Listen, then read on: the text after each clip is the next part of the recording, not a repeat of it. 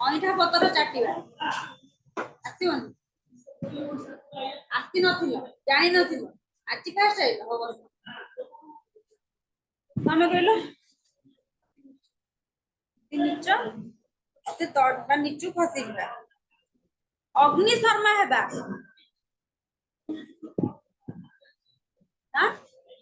ଆଜି ଆଇଲ ତମେ କୁହ ଅଠା କାଠିରେ ପଡିବା ଅଠା ବଳିବା ଲାଷ୍ଟ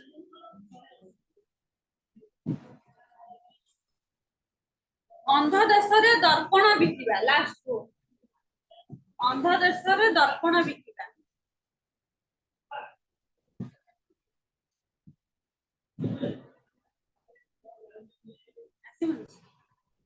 ପୂର୍ବ କ୍ଲାସରେ ଆସିନଥିଲ ଆଇଥିଲ କୁହା ହେଇଥିଲା କ୍ରିୟାଯୁକ୍ତ ପଢିକି ଆସିବ ବୋଲି ତମର ଗୋଟେ ମାସ ହେଲାଣି କ୍ଲାସ ହେଲାଣି ମୁଁ କୋଉ ଦିନ ଏମିତି କହିନି କି ତମେ ମାନେ ଗ୍ରାମାର ପଢିକି ଆସିବନି କାରଣ ମୁଁ ଜାଣିଛି ପରୀକ୍ଷାରେ ଯଦି ବି ତମର ମାର୍କ କଟିବ କେବଳ ଗ୍ରାମାରରେ ହିଁ କଟିବ ଆଜି ସେଟା ପ୍ରମାଣ ପାଇଲ ତାପରେ ବି ତମେ ଯଦି ନ ପଢିବ ମୁଁ ତମମାନଙ୍କୁ କଣଟା କରିବି ତମ ଘରକୁ ଯାଇ ତମକୁ ପଢେଇଦେବି ନା ଏଠି ଘଣ୍ଟାଇକରେ ତମକୁ ମୁଁ ପଣ୍ଡିତ କରିଦେବି କି ଓଡିଆରେ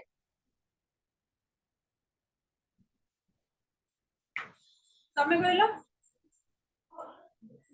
ଆସିବନି ତମେ ମୂର୍ଖ ମାନଙ୍କ ଆଗରେ ଜ୍ଞାନ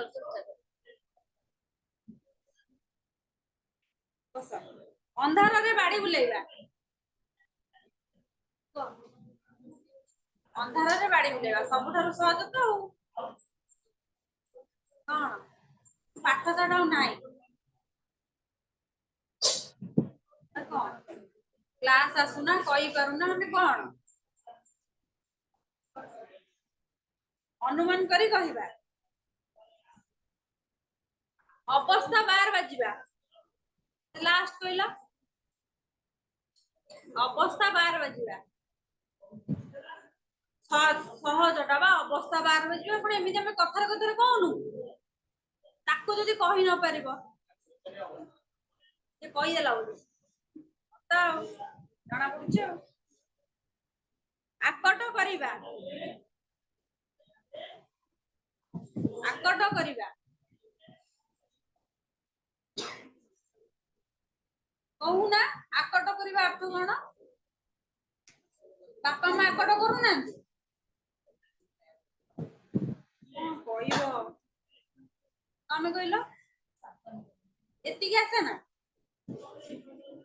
ମନ କହିଲାନି ମନ ତ ଯାଇ ବୁଲୁଥିବ କୁଆଡେ ଆଉ ସେ ଗୁପଚୁପ ବାଲା ପାଖରେ କୋଉଠି ଆଖି ଦେଖାଇବା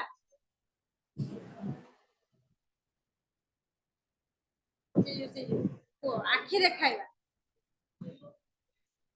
ଆଖି ଦେଖାଇବା ଜାଣିନ ତମକୁ ରାଗିକି ଯୋଉ ଆଖି ଦେଖ ବାପା ଯେମିତି ରାଗିଗଲେ ଆଖି ଦେଖାନ୍ତି ସେଇଟା ତମେ ଜାଣିନା ଆଉ ବସ ଆଉ ପୂର୍ବ କ୍ଲାସରେ ଆସିଥିଲ ଆଜି ଫାଷ୍ଟ ନା କଣ ଆଉ रूढ़ी पढ़ा है रूढ़ी क्लास दिया है घर को दिया है रूढ़ी को एडी गोटी गोटी पढ़ाइबी ना कोन तुमको तमे कहलो कोन आखी पकाइबा खाली हसुच पाठ पढ़ना तमे कुह आखी देखाइबा तो आखी पकाइबा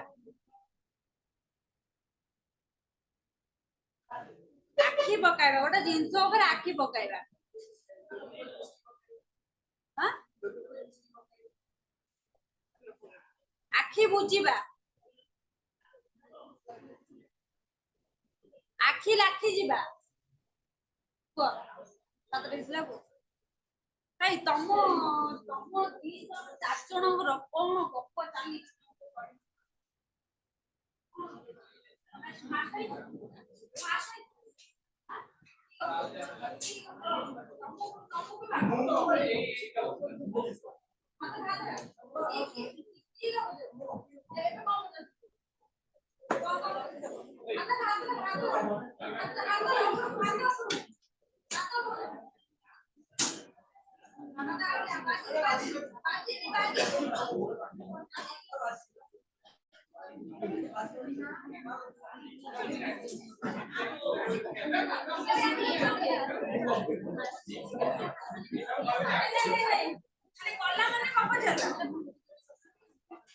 पिला माने तमे आसी सेकंड ईयर पाठ माने पिला हे गन बड़ पिला हे गन तुम तो मास्टर होई कि तमे एमि पाठ पढिले हबन যদি 89% ରଖିବାକୁ ଚାହୁଁଛ 90% ତାହେଲେ ମନ ଧ୍ୟାନ ଦେଇ ଟିକେ ଏବେ ପଢ କଲେଜ ଖୋଲିଲେ ତମକୁ କହୁଛି ତମେ ଚାହୁଁଥିବ ପଢିବାକୁ ତମକୁ ସମୟ ହବ କାରଣ ମୁଁ ତମ ବାଟ ଦେଇ ଗତି କରି ଯାଇଛି ଜୁନ ଜୁଲାଇ ମାସରେ ପୁଣି ଗପିଲ ବାହାରୁ ପଳାଅ ଗପିବ ଯାଅ ଗପିବାକୁ ଯାଇଛ ବାହାରୁ ପଳାଅ ଯାହାର ଗପିବାର ଅଛି ସେ ଖୁସିରେ ବାହାରୁ ପଳାଅ ମୋର ତାପରେ ବହୁତ ଖୁସି ଏଠି ବସି ଦୟାକରି ଗପୁଛ ଆସିବ ବୁଝିବନି କିଛି ପରୀକ୍ଷାରେ କିଛି ଲେଖିବନି ତାଇ କିଏ ମୁଁ ହେବି ନା ନାଇଁ ତମର ଯଦି 5 ମାର୍କ କଟିବ ସାର୍ କାହାକୁ ଦେଇ କରିବେ ମତେ ଦେଇ କରିବେନି ନାଇଁ ତମ ସେଠି କହିବ କି ଆମେ ପଢି ନଥିଲୁ ନା ଆମେ ବୁଝି ପାଇଲୁ କହିବ ସାଙ୍ଗେ ସାଙ୍ଗେ କହିବ ଆମେ ବୁଝି ପାଇଲୁ ଆଖିରେ ପଡିବା କୁହ ଆଖିରେ ପଡିବା କଣ ଅଛି ଆଗରେ ଆଖିରେ ପଡିବା କହିପାରୁନ ତମେ କହିଲ ତମେ ବାହାରକୁ ଯାଅ ତମେ ଦି ଜଣ ବାହାରକୁ ଯିବ ଯାଅ ବାହାରକୁ କହିଲି ବାହାରକୁ ଯିବ ବାରମ୍ବାର ଏଇଠି କ୍ଲାସରେ କେବଳ ଡିଷ୍ଟାନ୍ସ ତମେ 4 ଜଣ ହିଁ କରୁଛ ଏଥରଟା ଲାଷ୍ଟ ଆଉ ଥରେ ମୁଁ ଦେଖି ମାନେ ଆଉ କହିବାକୁ ପଡିବନି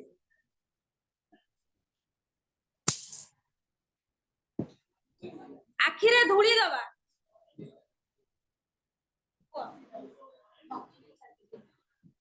ଆଖି ଖସି ହୋଇଯିବା ଆଖି ଖସି ହେଇଯିବ ନା ଆଖି ଲାଖି ଯିବା ଆଖୁ କିଆରିରେ ବସିବା ତମେ କୁହ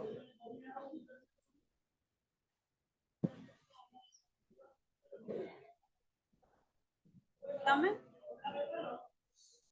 ନାଇଁ ପୂର୍ବ କ୍ଲାସ ଆସିନଥିଲ ଆଜି ଫାଷ୍ଟ ତମେ ଆସିନଥିଲ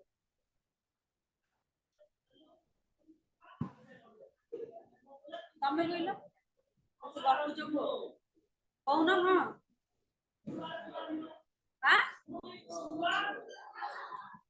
ଶୁଭୁନି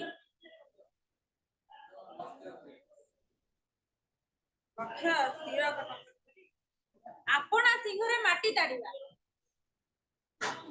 ସେକେଣ୍ଡ କହିଲ ତମେ ଆପଣା ସିଂହରେ ମାଟି ତାଡିବା ଆତ୍ମନିର୍ଭରଶୀଳ ହେବା ତମେ ଆଜି ବୋଧେ ଫାଷ୍ଟ ଆସିଛ କି ଆଳୁ ଖୋଳୁ ଖୋଳୁ ମହାଦେବ ବାହାରିବା ତମେ କହିଲ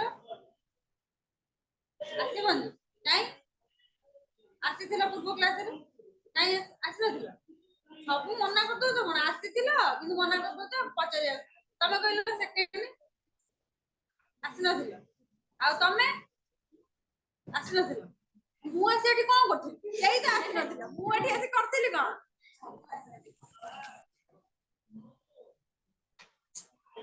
ପିଲା କପାଳରେ ହାତ ଦେବା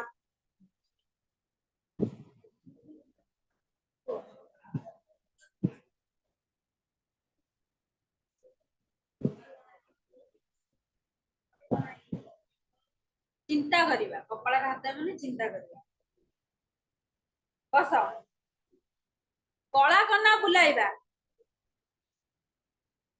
ତମ ପାଖ କଳା କନା ବୁଲାଇବା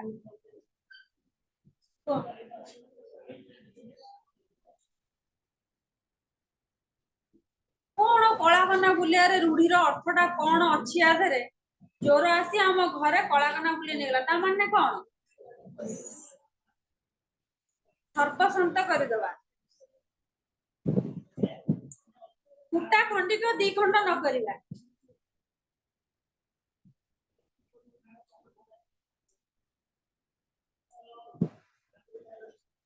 କୁଟା ଖଣ୍ଡିକ ଦି ଖଣ୍ଡ ନ କରିବା ତ କିଛି କାର୍ଯ୍ୟ ନ କରିବା ଏଟା ମତେ ତମକୁ ଆସେ ନା।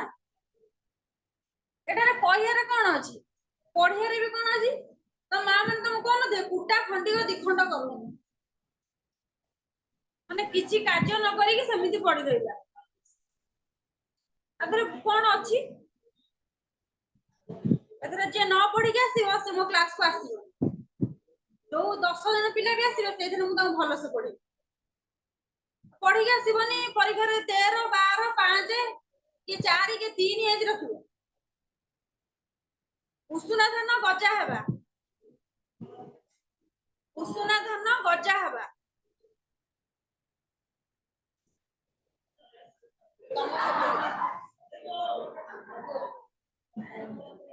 ଉଷୁନା ଧାନ ଗଜା ହେବା।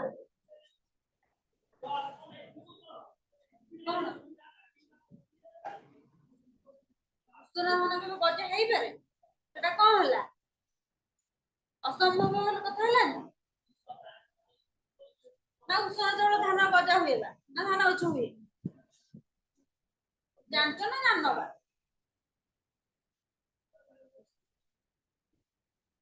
ଅସମ୍ଭବ ସମ୍ଭବ ହେବା।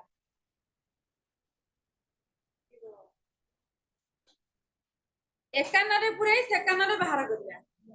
ଏଟା ଯେମିତି ମୋ କଥାକୁ ତମ ମାନେ ଟିକେ ବି କିଛି ନାହିଁ ଏକାନେ ପୁରେଇ ସେକାନେ ବାହାର କରିବ ସେମିତି ଆଉ ନା କଣ। ତାହେଲେ ପଢିକି ଆସିନଥାନ୍ତ। ମାସେ ହେଲାଣି ତମକୁ କହୁଛି, ତମର 20 ତାରିଖରୁ ଆସି ମାସେ ହେଲାଣି ତମ ପରୀକ୍ଷା ସରିଲାଣି। କପାଳ ଫାଟିବା,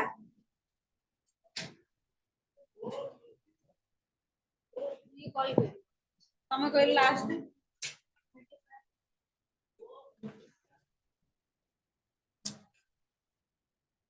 ଖାଇବା ପତ୍ରରେ ଧୂଳି ଦେବା,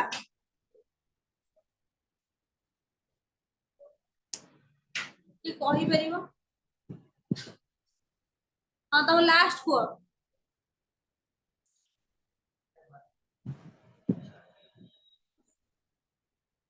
ଅଣ୍ଡା ଧାରରେ ବାଟ ଚାଲିବା, ଅଣ୍ଡା ଧାରରେ ବାଟ ଚାଲିବା।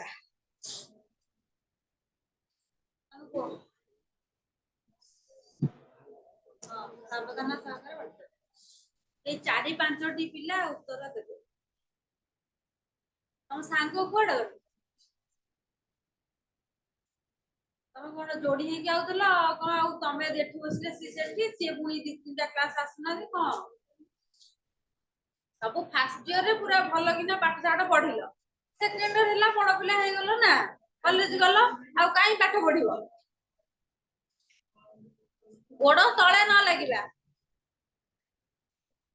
ଗୋଡ ତଳେ ନ ଲାଗିବା। ତମେ କୁହ। ଏବେ ତମେ ବହୁତ ଖୁସି ହେଇଯାଇନଥିବ, ପରୀକ୍ଷାରେ 5 ରହିଲା, 12 ରହିଲା, ଗୋଡ ତମ ସବୁ ତଳେ ଲାଗୁନଥିବ, ସବୁ ଟେକି ବଇଥିବ। ଘଣ୍ଟ ଘୋଡାଇବା,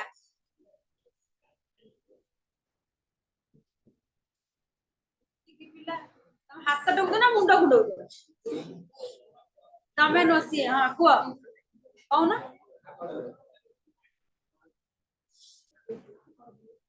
ଆକଟ କରିବା ଦୋଷ ଲୁଚେଇବା। ହାଁ ଆକଟ କରିବା ସେଟା କେମିତି ହବ, ଏଟା ଭୁଲ ହବ, ଦୋଷ ଲୁଚାଇବା ହବ। ଚିତା କାଟିବା ଏଇଟା ପଡିଥିଲା। ଯେତିକି ପିଲା ଇଏ କରିଛନ୍ତି ସେତିକି ପିଲା ବୋଧେ ଠିକ କରିଥିବେ ଆଉ। ତମେ କୁହ।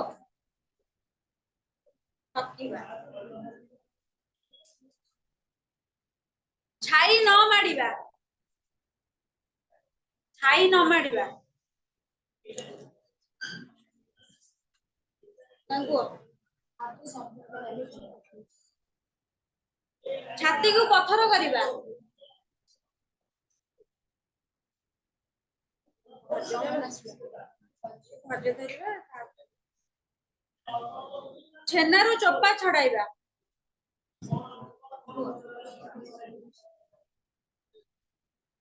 ଝିଣ୍ଟିକା ମାରି ବଣି ପୋଷିବା। କୁହ ତମେ କହୁନ। ଆଁ 3 ପାଞ୍ଜିରୁ ଯିବା। 2 ଜଣ କଣ ବଇଛ ମୁଁ ଜାଣିପାରୁନି। कौन घरे कौन करतो कौन टीवी देखुछ मोबाइल चलुछ बा प्रथम रु कहि तुम पढ़ी आसीबो सब दिन रूढ़ी पचारिबी आज को नुआ कुआ तमे को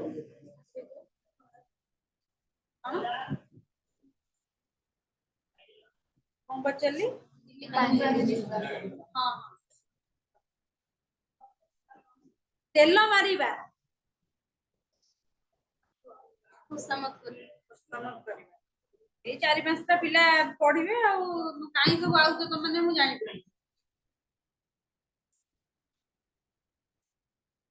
तो चल आमे विषय पढ़िबा एई क्रिया युक्त रूढ़ी पुणी दिया हला आर क्लास गोटाई थरो छडा हला नेक्स्ट थरो छडा हबनी हला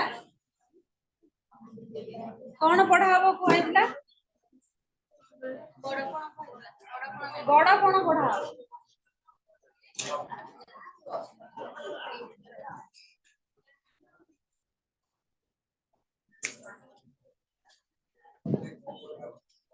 एइगिना तो मु पचारिबि जदि सभ्य जमीदार आ से जो कोन बंदिर विरह भतर केई कहि पेरि आउ खाली विषय खाली चला पढ़ई पढ़ई चला तम देखिला पाठ ना संगे ना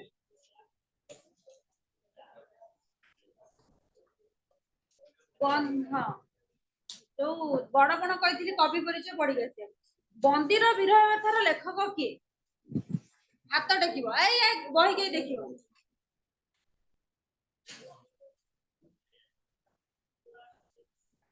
कुह तांका रचना के कहि परिबो परीक्षा खातारे कि एमिति पूरा गप भलिया लेखिची पण तुम पढ़िले हसी हसी गड़िबो गोपालर चरित्र पका ହେଇଛି से लेखिची ता पुअर राजीव से से स्कूल रे पढुतला से कलिकता रे झियो को बाहे देला से ता बापा जगह रे ता पुअर सब कैरेक्टर को सब लेखि हां जो परीक्षा रे तमरो कोन मिस्टेक होई मो बैग मन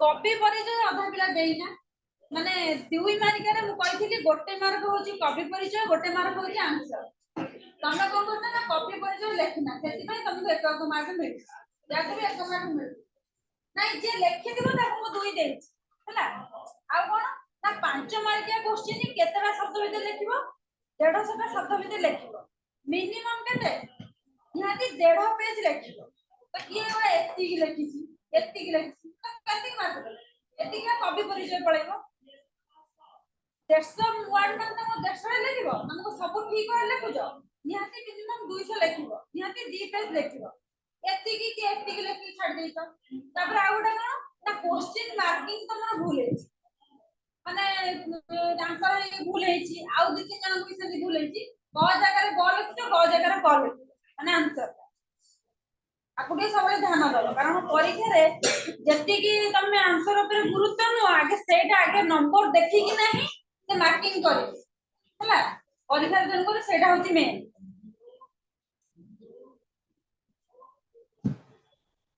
परीक्षार सब जदि लंकोसी लेखिबो फास्ट रु भल से लेखिबो लास्ट रु भल जदि भी किछि मने न पडुची मझी रे गप भलिया लेखि दे पारो किंतु फास्ट रु केबे गप भलिया लेखिबो कारण फास्ट जने पढिबे जे भी खाता देखंतु माने सब पढंती फास्ट पढिबे कि लास्ट पढिबे जदि भी आसुनी माने 2 पेज कवर करे अछि मझी रे किछि किछि माने गप भलिया लेखि दे पारो देले सेमिति केबे करबनी फास्ट रु गप भलिया लेखिबो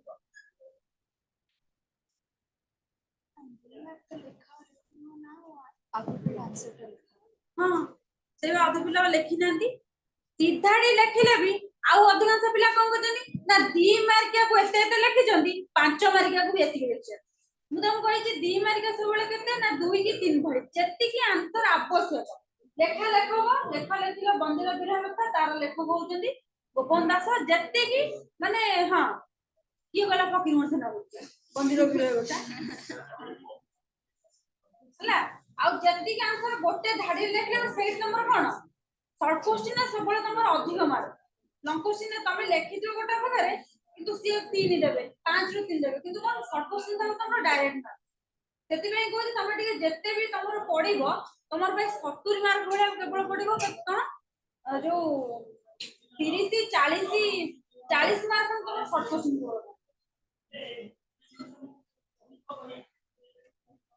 ସଭ୍ୟ ଜମିଦାର ଲେଖକ କିଏ? ଫକୀରମୋହନ ସେନାପତି। ତାଙ୍କର ଲେଖା ମନେ ଅଛି?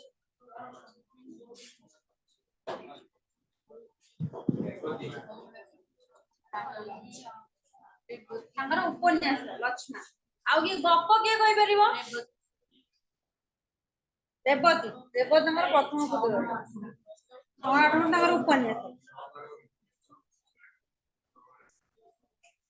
ଆମେ ତ 6 ମାଣ 8 ଗୁଣ୍ଠ 20ଟା ଗଳ୍ପ କହିଥିଲି।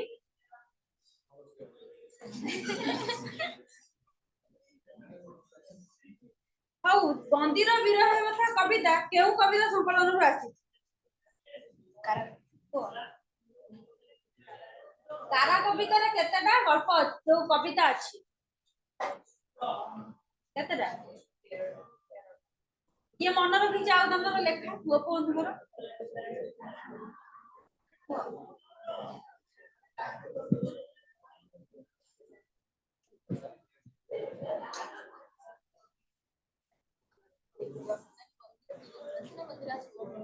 ମନ୍ଦିର ବିରହ କଥା ନା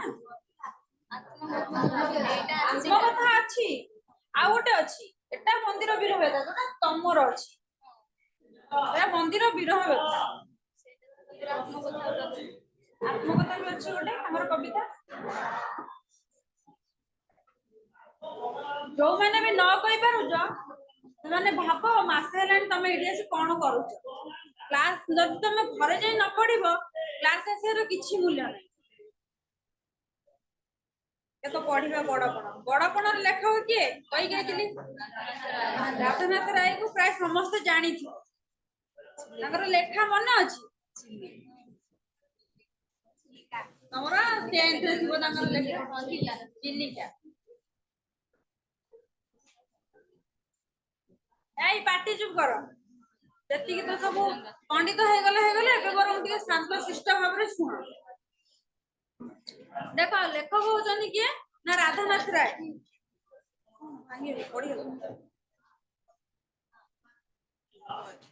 ଏଇ ପାଟି ଚୁପ କର। ସେ ଜନ୍ମ ଗ୍ରହଣ କରିଥିଲେ କେତେ ମସିହାରେ? ଜନ୍ମସ୍ଥାନ? ଫକୀରମୋହନଙ୍କର ଜନ୍ମ କୋଉଠି? ସିଏ କେତେ ମସିହା ଜନ୍ମ ଗ୍ରହଣ କରିଥିଲେ? ସିଏ 43 ଇଏ 48। ଇଏ ବଡ ଭାଇ ସେ ସାନ ଭାଇ। ନା ମାନେ ସେମିତି ନୁହଁ ମାନେ ସେଇ ବାଲେଶ୍ଵର କଥା କହୁଛି। ସିଏ ଜନ୍ମ କରିଥିଲେ ମଲ୍ଲିକାଶପୁର ଇଏ ହଉଛନ୍ତି କେଦାରପୁର ବାଲେଶ୍ଵର। ତାଙ୍କର କାବ୍ୟ କବିତା ହଉଛି କଣ? କେଦାର ଗୌରୀ ନନ୍ଦିକେଶରୀ ଆଉ ଚିଲିକା। ଏତେ ମନେ ରଖିଛ ଆଉ ଦେଖ ତାଙ୍କର ଗଦ୍ୟ ହଉଛି କଣ ନା ଇତାଲିଆ ଯୁବା। ବିବେକ ହଉଛି ତାଙ୍କର ପ୍ରଥମ ପ୍ରବନ୍ଧ ବିବେକ। ଏତଦ୍ ବ୍ୟତୀତ ଅନେକ କବିତା ଅନୁଦିତ ରଚନା ସଂସ୍କୃତ ରଚନା ବଙ୍ଗଳା ରଚନା ଦେଖିବାକୁ ମିଳେ। ଦେଖ ପିଲା ସଂସ୍କୃତରେ ସେ କଣ ଲେଖିଥିଲେ? ମେଘଦୂତ। ମେଘଦୂତ ଗୋଟେ ଅଛି ଯୋଉ ଗୋଟେ ସଂସ୍କୃତ କାବ୍ୟଟା ସେଟା ସେ ମାନେ ଅନୁବାଦ କରିଥିଲେ ସଂସ୍କୃତରୁ। ଆଉ କଣ ନା ରାଧାନାଥ ହଉଛନ୍ତି ସର୍ବପ୍ରଥମ ଯିଏ କି ପାଶ୍ଚାତ୍ୟ ସାହିତ୍ୟରୁ ମାନେ ଯୋଉ ପାର୍ବତୀ ହେଲା କି ଚିଲିକା ହେଲା ଚିଲିକାର କଣ ନା ଲେଡି ଅଫ ଦି ଲ୍ୟାଣ୍ଡ ମାନେ ଇଂରାଜୀ ସାହିତ୍ୟରୁ ଅନୁବାଦ କରିକିନା ସେ ଲେଖିଛନ୍ତି। ପାଶ୍ଚାତ୍ୟ ସାହିତ୍ୟରୁ ତାଙ୍କର ଏଇଟା ଗୋଟେ ମେନ୍ ପଏଣ୍ଟ ଲେଖିବ ତାଙ୍କ ପାଶ୍ଚାତ୍ୟ ସାହିତ୍ୟରୁ ସେ ଅନୁବାଦ କରିକିନା ତାଙ୍କର ମାନେ କବିତା ରଚନା କରିଥିଲେ। ପ୍ରାୟ ସବୁ କବିତା ତାଙ୍କର ଯୋଉ ପାଶ୍ଚାତ୍ୟ ଦେଶର ମାନେ ଅନୁବାଦରେ ରଚିତ। ମୁଁ ତମକୁ ସବୁ କଣ କରିବି ସେଇ କବି ପରିଚୟ ତମକୁ ଗୋଟେ ଭଲ ସବୁ ବିଷୟର କବି ପରିଚୟ ତମକୁ ଡାକିବି ହେଲା। ଯଦି ମାନେ ଟିକେ କବି ପରିଚୟ ଟା ଫାଷ୍ଟ ଦବ ନା ତାହେଲେ ଟିକେ ବେଶୀ ମାର୍କ ଆସିବ। ତାପରେ ତମ ବିଷୟଟା ତମେ ଲେଖିବ ଆଉ। ଦେଖ ରାଧାନାଥ ରାୟ ଓଡିଆ ଆଧୁନିକ କାବ୍ୟ ସାହିତ୍ୟର ପଥିକୃତ ସ୍ରଷ୍ଟା। ପ୍ରଥମ କବି ଭାବରେ ସେ ପାଶ୍ଚାତ୍ୟ ଓ ଭାରତୀୟ ସାହିତ୍ୟ ଉଭୟ ଅଧ୍ୟୟନ ଓ ଅନୁଶୀଳନ କରି ଆପଣାର କାବ୍ୟ କବିତା ପ୍ରତିଫଳିତ କରିଥିଲେ। ମାନେ କଣ ନା ପାଶ୍ଚାତ୍ୟ ଇଂରାଜୀ ସାହିତ୍ୟରୁ बा बाहर देशर कहानी को माने पढ़ी निज भाषा रे से अनुवाद करिसु तेणु तांको साहित्य को प्राच्य और पाश्चात्यर समन्वय बोली गवेषक माने मत दियंती राधानाथ ओडिशा माटीर जने सुयोग्य संतान महाकवि सारला दासଙ୍କ परी से ओडिशार माटी पानी अरण्य पर्वत नदी समुद्र और तीर्थस्थान मानक आपणार काव्य रे माने स्थान देछन पर्वत माने कोन माने चिलिका हला कि पर्वत जो पार्वती काव्य हला कि दरबार हला दरबार कोठी हेतिला ए कटक हेतिला माने कोन ना ओडिशार सब जो केते पर्वत हला कि कोन तो कोनोसी स्थान हला प्रकृति है सब को नहीं ना से कौन करते ना कविता रचना करते चिलिका तो पढ़ी चिलिका ठारू आ प्राकृतिक सौंदर्य को काव्य नहीं चिलिका सब देखी किंतु चिलिका जति देखिया को जति ये नुह किंतु राधानाथ ताको अधिक और सुंदर करते कविता ना प्रकृत रे किंतु से चिलिकाटा एते सुंदर जति की सुंदर से करते ना अधिक टिके अलंकार जोड़ी देइजंती आ देखो ताबरे एई सती गप थाउ कविवर राधानाथ अपना कवितारे प्रकृतिर नैसर्गिक सौंदर्यर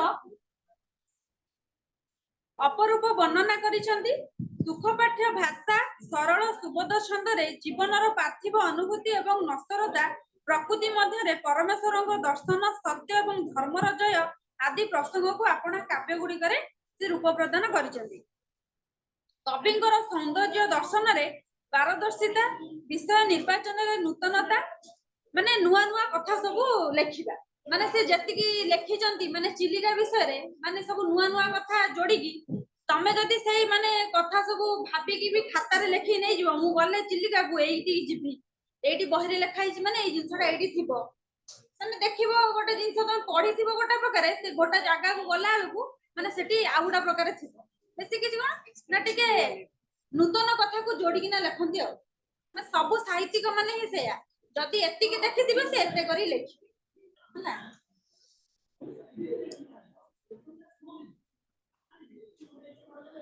राधानाथ साधारण कविरु पालटिछन्ती युग प्रवर्तक सष्टा तापर बड़पण देखिबा बड़पण अर्थ बिला माने कोन अनपण बा बड़पण देखिबा बड़पण एठी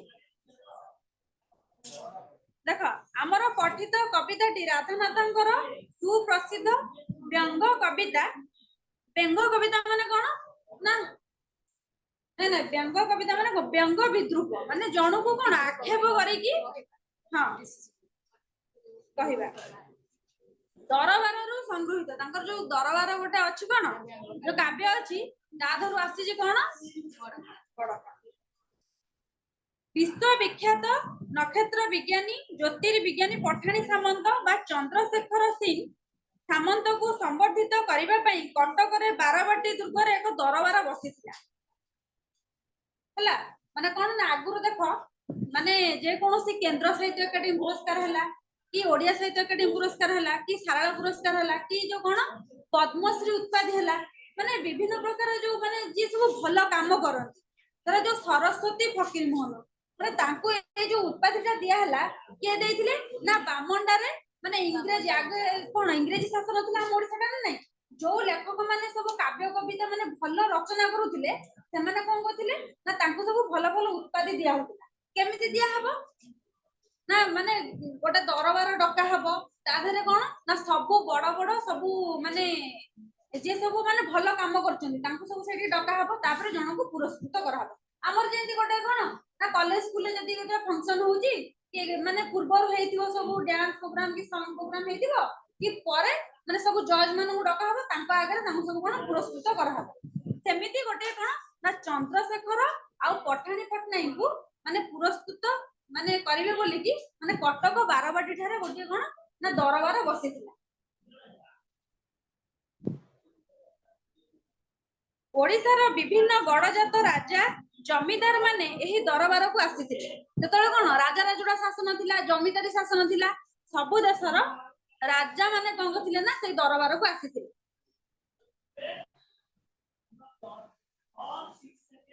ଆପଣାର ଶକ୍ତିଶାଳୀ ଲେଖନୀରେ ସେ ସେହି ଅଳଙ୍କାର ମାନଙ୍କର ଉଦ୍ଦେଶ୍ୟରେ ଅହଙ୍କାରୀ ମାନଙ୍କର ଉଦ୍ଦେଶ୍ୟରେ ମହାକାଳର କ୍ରୂରତା ଏବଂ ଅହମିକତାର ଅସାରତା ମଣିଷ ପଣିଆର ମହାନତା ଏବଂ ଧର୍ମର ଶ୍ରେଷ୍ଠତା ବିଷୟରେ ଅବତାରଣା କରିଛନ୍ତି। ମାନେ କଣ ସେ କହିଛନ୍ତି କି ଆଗରୁ ଲେଖକ ମାନେ କି ମାନେ ଗୋପବନ୍ଧୁ ହେଲେ କେତେ ଭଲ କାମ କରିଥିଲେ କି କଣ ସେ ଏତେ ଭଲ କାମ କରିଥିଲେ ଯେ ତାଙ୍କୁ କଣ ନା ସିଏ ନ କହିବା ପୂର୍ବରୁ କି ସିଏ ଚାହୁଁନଥିଲେ କି ମୁଁ ପୁରସ୍କୃତ ହବା ପାଇଁ କି ମୁଁ ଭଲ କାମ କରିବି କି ଲୋକମାନଙ୍କର ସେବା କରିବି। ସିଏ କଣ ଚାହୁଁଥିଲେ ନାଇଁ ମୋର କାର୍ଯ୍ୟ ହଉଛି ମୁଁ ଜନସେବା କରିବି, ଲୋକମାନଙ୍କୁ ସାହାଯ୍ୟ କରିବି, ସେବା କରିବି। ତାଙ୍କ କାର୍ଯ୍ୟରେ ଅନୁପ୍ରାଣିତ ହେଇକିନା ତାଙ୍କୁ କଣ କରୁଥିଲେ ନା ପୁରସ୍କୃତ କରୁଥିଲେ। କିନ୍ତୁ ଏବେକାର ଯୋଉମାନେ ସବୁ ମାନେ ଲେଖକ ଅଛନ୍ତି କି ଏବେ ଯୋଉମାନେ ସବୁ ଭଲ କାମ କରୁଛନ୍ତି ଦେଖିଥିବ ସୋସିଆଲ ମିଡିଆରେ କିଏ ଗୋଟା କୋଉଠି କୁକୁର ଖାଇବାକୁ ଦେଲା କି କିଏ ଗୋଟା ଭିକାରୀ କିଏ ଗୋଟା ବିସ୍କୁଟ ଦେଲା ତାକୁ ସାଙ୍ଗେ ସାଙ୍ଗେ ଉଠେଇକି ଆମେ କଣ କରିବା ନା ଯୋଉ କଣ ସେ ରିଲ୍ସ କରିକି ଆମେ ୟୁଟ୍ୟୁବରେ ଛାଡିବା କି ଲୋକ ଲାଇକ୍ କରିବେ ତାଙ୍କୁ ପଇସା ମିଳିବ। କିନ୍ତୁ ଆଗ କାଳେ ସେଇଟା ଥିଲା କି? କିନ୍ତୁ ଆଗ କାଳେ ବେଶୀ କଣ ନା ପଣ୍ଡିତ ଲୋକ ବେଶୀ ମାନେ ଭଲ ଲୋକ ବାହାରୁଥିଲେ। ତାଙ୍କୁ କଣ ନା ତା ଯୋଉ ଇଂରେଜ ସରକାର ମାନେ ବି ଯୋଉ ଥିଲେ ସେମାନେ ବି ଆଙ୍କ କାର୍ଯ୍ୟରେ ଆଙ୍କ ଲେଖାରେ ଅନୁପ୍ରାଣିତ ହେଇକି ତାଙ୍କୁ ପୁରସ୍କୃତ କରୁଥିଲେ। କିନ୍ତୁ ଏବେ ଇଏ କଣ ଚାହୁଁଛନ୍ତି ନା କେବଳ ପୁରସ୍କୃତ ହବା ପାଇଁ ହିଁ କବିତା ଲେଖୁଛନ୍ତି, ଗଳ୍ପ ଲେଖୁଛନ୍ତି କି କୌଣସି ଭଲ କାର୍ଯ୍ୟ କରୁଛନ୍ତି କି ମୁଁ ଯଦି ଭଲ କାମ କରିବି ତାହେଲେ ମତେ ଏତେ ଲୋକଙ୍କ ଆଗରେ ସମ୍ମାନିତ ହବ, ମୋର ସମ୍ମାନ ବଢିବ। ବୁଝିପାରୁଛ? ସେ କହୁଛନ୍ତି ଆଗରୁ ସବୁ କେମିତି ଥିଲେ କି ଏବେ ସବୁ ଏବେକାର ଆଗକାର ବଡପଣ କେମିତି ଏବେକାର ବଡପଣଟାକୁ ଆମେ କାହାକୁ କହିବା।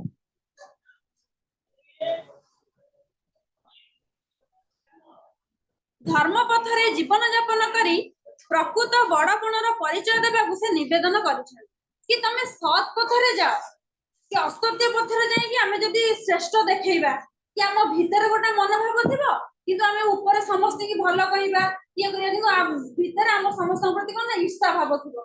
ସେ କଥା ଲେଖକ କହୁଛନ୍ତି ତମର ଯଦି ବଡପଣ ମାନେ ତମେ ଯଦି ଶ୍ରେଷ୍ଠତା ଅର୍ଜନ କରିବାକୁ ଚାହୁଁଛ ତାହେଲେ ଧର୍ମ ମାର୍ଗରେ ବା ସତ୍ୟ ପଥରେ ଯାଇକି ନା ଶ୍ରେଷ୍ଠତା ଅଧିକାର କର। ସେଇଟା ହଉଛି ପ୍ରକୃତ ଶ୍ରେଷ୍ଠତା। ଆଉ ସମସ୍ତଙ୍କ ଆଗରେ ଭଲେ ହେଇକି ଶ୍ରେଷ୍ଠତ୍ୱ ମାନେ ଅଧିକାର କରିବା ସେଇଟା କେବେ ବଡପଣ ନୁହଁ। ବଢିଆ କବିତା।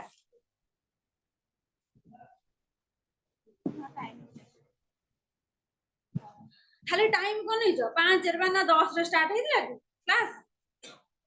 ଏଇଥର ବା ରେକର୍ଡିଂ ହେଇଥିବ ଦେଖୁନା। ହଁ ଆଉ ପୁଣି କଣ 10 ମିନିଟ ଯଦି ଲେଟ୍ ହେଇଯିବ ଘରେ ଯାଇ କଣ କରିବ? ଖାଲି ଟାଇମ କୁ ଅନେଇବ। ଦେଖ ଏଇ ଗୋଟେ ପେଜ ପଢିଦବା ଦେଖ। ଦେଖ ମନେ ନାହିଁ ତୁମେ କାହାର ସନ୍ତାନ କେଶରୀ ଅବସରେ ତୁମେ ସିନା ସାନ। ମାନେ ଆଜିକାର ଯୋଉ ଲୋକମାନେ ଯୋଉ ବଡପଣକୁ ମାନେ ଶ୍ରେଷ୍ଠତା ପାଇଁ ଯୋଉ ବିକଳ ହଉଛନ୍ତି କି ମୁଁ ପୁରସ୍କାର ପାଇବି ଲୋକ ମତେ ଏତେ ଜାଣିବେ ସେ କହୁଛନ୍ତି ମନେ ନାହିଁ ତୁମେ କାହାର ସନ୍ତାନ ମାନେ ଏଇ ଆମର ଏଇ ଯୁଗର ଏଇ ପିଢିକୁ କହୁଛନ୍ତି କି ତମର ମନ ନାହିଁ ତମେ କାହାର ସନ୍ତାନ। କେଶରୀ କିଏ? ସିଂହ। କେଶରୀ ହଉଛି ସିଂହ। ତମେ କେଶରୀ ଠାରୁ ଜନ୍ମ ହେଇକି କଣ ହେଉଛ ନା କୁକୁର କରିକି ମାନେ ସବୁ ବ୍ୟବହାର କରୁଛ। ସିଂହ ପରି ଯିଏ ସିଂହ ଧ୍ୱରୁ ଯିଏ ଜନ୍ମ ହେଇଥିବ ସେ ସିଂହ ପରି ହବା ଦରକାର। ଯଦି ଆମର ପୂର୍ବ ପୁରୁଷ ଯୋଉମାନେ ଥିଲେ ସିଂହ ମାନେ ସିଏ କଣ ନା ନିଜ ଗୋଡରେ ନିଜେ ଠିଆ ହଉଥିଲେ ତମେ ନିଜ ଗୋଡରେ ନିଜେ ଠିଆ ହୁଅ। ତମେ ତାଙ୍କରି ଠାରୁ ଜନ୍ମ ହେଇକି ତମେ କୁକୁର ପରି ଏମିତି ଲୁଚି ଲୁଚି କାହିଁକି ବଡପଣ ମାନେ ଅଧିକାର କରୁଛ। ପୂର୍ବ ପୁରୁଷର ପ୍ରତିଷ୍ଠା ବିଶାଳ ମାନେ ପୂର୍ବ ପୁରୁଷ ଯୋଉମାନେ ସବୁ ଥିଲେ ମାନେ ଯୋଉମାନେ ସବୁ କଣ ନା ଦିବ୍ୟସିଂହ ଦେବ ହୁଅନ୍ତୁ କି କପିଳେନ୍ଦ୍ର ଦେବ ହୁଅନ୍ତୁ ଯେମାନେ ସବୁ କଣ ନା ବଡ ବଡ ସବୁ ମନ୍ଦିର ପ୍ରତିଷ୍ଠା କି ସବୁ ପ୍ରତିଷ୍ଠା କରିକି ଯାଇଛନ୍ତି ସେ କହୁଛନ୍ତି କଣ ନା ବିକି ଭାଙ୍ଗି ଖାଉଥିବ କେତେ କାଳ ମାନେ ପୂର୍ବ ପୁରୁଷ ଯୋଉମାନେ ତମର ପୂର୍ବ ପୁରୁଷ ଯୋଉମାନେ ସବୁ ମାନେ ରଖିଦେଇକିନା ଯାଇଛନ୍ତି କଣ ମାନେ ଅର୍ଜିତ ଧନ ସବୁ ତମେ ତ ତାକୁ ଆଗକୁ କିଛି ବଢଉନ ତମେ ତାକୁ କଣ କରୁଛ ନା ସେ ଅର୍ଜିତ ଧନକୁ ସବୁ ବିକି ଭାଙ୍ଗିକିନା ଖାଉଛ। ଏଇଟା ତ ହଉଛି ତମର ବଡପଣ। ସେ ପ୍ରତିଷ୍ଠା ନିଜେ ତିଳେ ନ ବଢାଇ କରୁଥିବ ଆଉ କେତେ ଯେ ବଢାଇ ମାନେ ସେ କହୁଛନ୍ତି କି ସେ ଯୋଉ ପ୍ରତିଷ୍ଠା ସେ କରିକିନା ଯାଇଛନ୍ତି ଦେଖ ପିଲାମାନେ ଆଗରୁ ଏତେ ମେସିନ ନଥିଲା ପିଲା ଲୋକମାନେ କଣ କରୁଥିଲେ କୋଣାର୍କ ମନ୍ଦିର ହଉ ମାନେ କୋଉଥିରେ ନା ପଥରରେ ସେ କେତେ ପିଟି ପିଟିକି କେତେ ଇଏରେ ସବୁ କାରୁକାର୍ଯ୍ୟ କରିଥିଲେ ନାଇଁ କି एबे देखो एते मेसिन भारी कि ना भी गोटाई मंदिर सिंधे के गढ़ले आगुरु कारीगर सब केमितिका थिले से कथा से कहउचंदी कि आगुरु पूर्व पुरुष माने जो सब अर्जित धन रखी जाइचंदी तमरो काम होला तमे ताको बिकी भागे खाइबो किंतु किछि ता धरे नुआ आ जोड़ीबो माने लेखक कहउचंदी ଯାହାକୁ ଯାହା ସେ ରଖି ଯାଇଛନ୍ତି ତାକୁ ସବୁ ବିକି ଭାଙ୍ଗି ଖାଇଦିଅ କିନ୍ତୁ ନିଜେ ଆଉ କିଛି ମାନେ ମନରୁ ନିଜେ ଆଉ କିଛି କର ଥିଲେ ଆଗେ ଯେଉଁ ଉତ୍କଳର ସ୍ୱାମୀ ବନ୍ୟ ଶିକ୍ଷା ପରି ସଦା ଉର୍ଦ୍ଧ୍ୱଗାମୀ ମାନେ କଣ ମାନେ ସବୁ ହଁ ଆଗରୁ ଯୋଉ ମାନେ ସବୁ ପୂର୍ବ ପୁରୁଷ ମାନେ ଥିଲେ ବା ଉଜ୍ଜଳ ପୁରୁଷ ମାନେ ଥିଲେ ସେ କଣ କରୁଥିଲେ ନା ସର୍ବସର୍ବଦା ଚାହୁଁଥିଲେ କେମିତି ଆମେ ଉପରକୁ ଯିବୁ କିନ୍ତୁ ତମେ ଏବେକାର ଯୋଉ ପିଢିରେ ସମସ୍ତେ ଚାହୁଁଛ କଣ ନା ଆମେ ତଳକୁ ଯିବୁ ମାନେ କେହି ଚାହୁଁନାହାନ୍ତି କି ଆମେ ଗୋଟେ କଷ୍ଟ କରିକି ନା ଉପରକୁ ଯିବୁ ସମସ୍ତେ ଚାହୁଁଛନ୍ତି କଣ ନା ଆମେ ସହଜ ବାଟରେ କୋଉଠି ସେଠି ପଳାନ୍ତୁ କିନ୍ତୁ ଆମେ କଣ ନା ମାନେ ସେ କଣ ନା ବହୁତ କଷ୍ଟ କରି ଉପରକୁ ଯାଉଥିଲେ ମାନେ ଏମିତି କି ଯେତେ ଲେଖକ ଗୋପବନ୍ଧୁ ହୁଅନ୍ତୁ ରାଧାନାଥ ହୁଅନ୍ତୁ ଫକୀର ମୋହନ ହୁଅନ୍ତୁ ଦେଖିବ ସେ ପିଲାବେଳେ ଖାଇବାକୁ ବି ପାଉନଥିଲେ ନାଇଁ କି ରାଧାନାଥ ସେ ଖାଇବାକୁ ପାଉନଥିଲେ देखो से केते बड़ माने सम्मानर अधिकारी किंतु एबे हम पाखरे सब थाई कि ना भी आमे तांको भलिया गोटे मनुष्य के एबेकार हेइ पर हला से कहउचंदी आगे काल जो उत्कलर स्वामी माने थिले गोपबंधु हुअंतु कि राधानाथ हुअंतु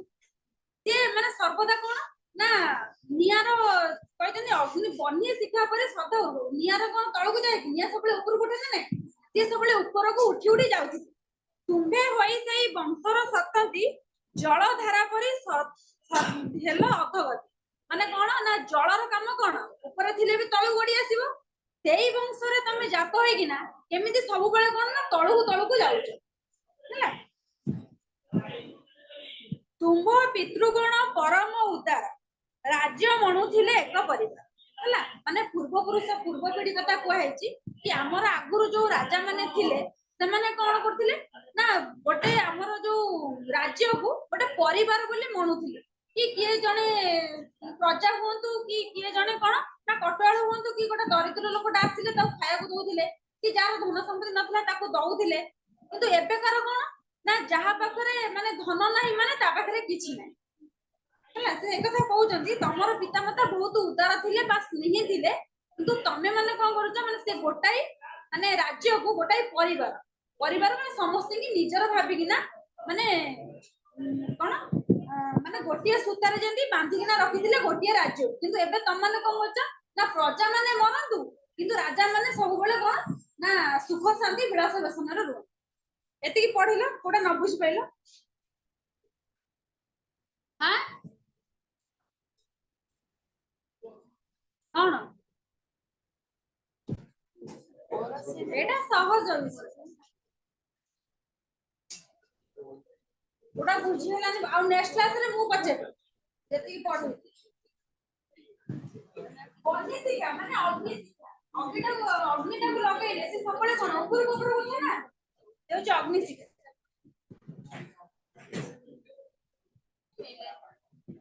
କଣ କହିଲି ପ୍ରତିଷ୍ଠା ନିଜେ ଥିଲେ ନ ପଡୁଛି